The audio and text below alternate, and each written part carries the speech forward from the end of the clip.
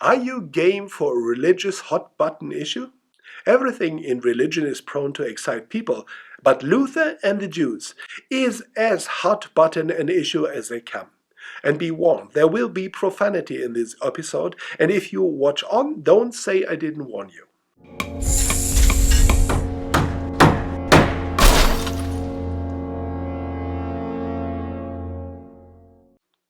Dr. Martin Luther.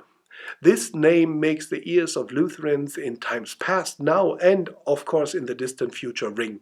Dr. Martin Luther is the icon of our denomination. What Peter was for Jesus, that Luther is for Lutherans. A rock, a baseline, a ground zero, a saint, a superstar in the universe of theologians, an icon, a giant, and a giant asshole. And that almost concludes the profanity part of this episode, almost. Luther's writings have always been bold and controversial and outspoken to the point that he was a brute force avalanche of insults and polemics. He was a steamroller who wanted to bulldoze the papacy. He wanted to trample the arguments of his opponents into the dust, and he used his writings as a battering ram to pulverize their citadels of work-righteous theology. He lashed out left and right, and as much as he is beloved by Lutherans, he is at least as much hated by others who found themselves on the receiving end of his anger. Christians have always been obsessed with the fact that Jews had the audacity to exist. The Messiah had come, the deed was done, God had spoken and said, everyone is now Christian, and the Jews, for some sort of strange reason that no Christian could understand, they stayed Jewish. They refused to see Jesus as a Messiah, and that is something that puzzles self-righteous Christians to this very day. And of course, there are also Muslims who reject Jesus, and Hindus and Buddhists and Sikhs, Baha'i, Shintos, Jains, Kaudais, and many more, and atheists.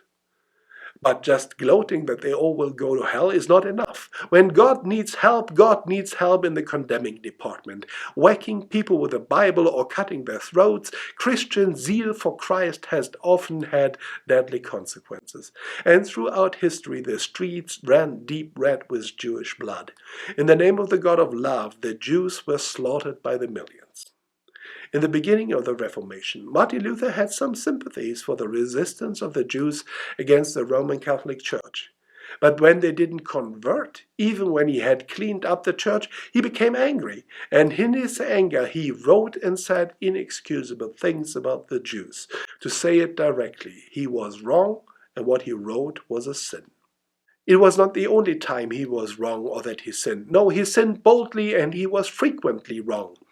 When we tell the history of the Reformation, we can't ignore its dark side. Like any human endeavor, the Reformation was also selfish and cruel and sinful, and the wars and the sentiments it inspired killed many people. We can't have only one side of Martin Luther. He is a hero who comes with baggage, and the Lutheran Church has blood on its hands. But Luther is not Jesus Christ. He is a sinful guy who started our church, and we are the sinful people who are called to continue it.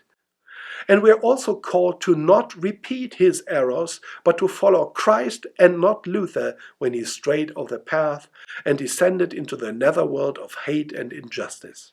He had many great insights that inspire us to this day, but he also had a dark side. He is both a saint and an asshole at the same time. So, how do we deal with a controversial hero? Let me know in the comments, and please subscribe.